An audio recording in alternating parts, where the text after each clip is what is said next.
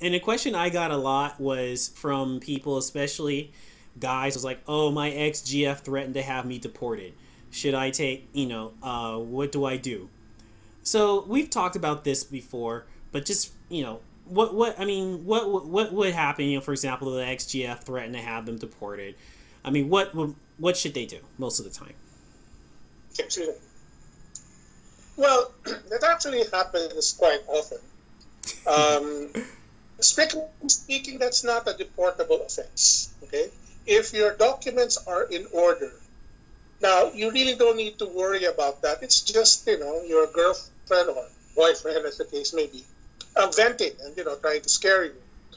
Having said that, there are some instances where perhaps your girlfriend is someone who, well, has some influence, Mm-hmm. is very politically well connected. I mean, it's a reality. And it just might get you on the blacklist somehow. But these are exceptional cases. If I were, foreign national, I wouldn't panic. Now, of course, this is unless there is another reason that they should be concerned about their immigration status. For example, they're conducting business here without the proper permits. Mm-hmm. They're working here without the proper permits. That's different because if the girlfriend or the boyfriend should file a case, the Bureau of Immigration just might look a little more deeply, and something which your boyfriend or girlfriend didn't intend to expose you for ends up resulting in just that. So if it does happen, it depend and to getting off that blacklist, it just depends on what she managed to get you on the blacklist for. Again, sorry. So if she is someone of political influence and she manages to get you on the blacklist, is it, is there a specific way to get off the blacklist, or do you still have to write a letter and just pray? No, it's the same procedure. And let me qualify that. I'm not saying that this happens often, not at all. But I have heard of such cases, and I looked at the documents of the case and wonder how and why this foreign national was blacklisted. And you get a background story. Maybe there is a business dispute or something else. But I don't want to give the impression that this is something which is done so easily.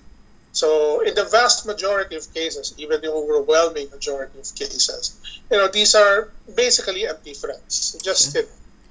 All right. Well, no, it's just I agree. They're just angry and trying to scare you. And so now let's assume someone did get blacklisted. What would they need to do to get off that blacklist? well, it depends. There are certain blacklists. For example, if you overstay, that's not well. That's an offense, but it's not that serious unless you've stayed for so many years beyond your authorized stay. But the procedure basically is to write to the Bureau of Immigration, specifically the commissioner, asking that the blacklist be lifted. And there's sometimes they grant that, sometimes they don't. I can tell you if it's discourtesy or arrogance, they very rarely reconsider that. Really? So yeah, so yeah, of course, depending on how serious the incident was, and of course, if the foreign national is very apologetic in his letter, that might be considered. But yeah, that would be the procedure. You basically write the Bureau of Immigration. Of course, this is harder if you're abroad trying to get here. You'll have to um, probably need to get someone here to write on your behalf. So do you just? I mean, because you can't just write a letter, a simple letter that says, "Please let me off the blacklist." There has to be more to it than that. Yes. Basically, explanation. No, I'm so and so. Excuse me. I proceeded to the Philippines so and so date. This is what happened. And if in the case, for example, if there's a clash with the immigration officer, there's I'm sorry, but I wasn't. Just an explanation and be contrite, and then see.